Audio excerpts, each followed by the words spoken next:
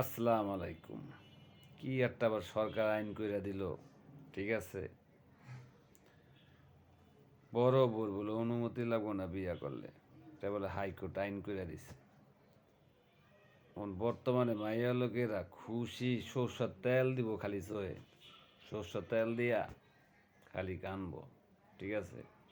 আর ছেলেরা কি আস্থা আছে অনলাইনে আইসা খুশি ছেলে গো, বড় বউ অনুমতি লাগবো না একটা বিয়া করতে পারো।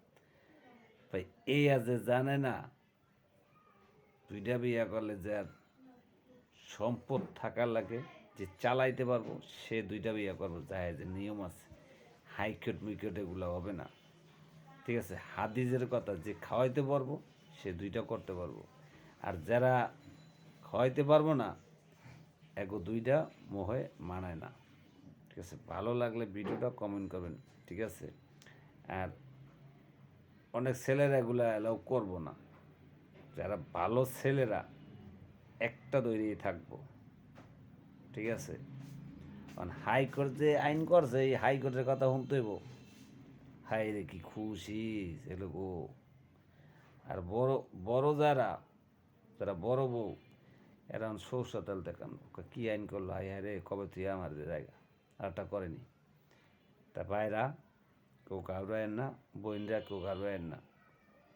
রিজিক আমের যে আইন আছে এখানেই থাকবো। হাইকোর্ট আইন করতেই পারে, কিন্তু ওই যে ছেলেরা অনেক নির্যাতন হয়েছে মেয়ে গোদারে, তার জন্য এই আইনটা করছে।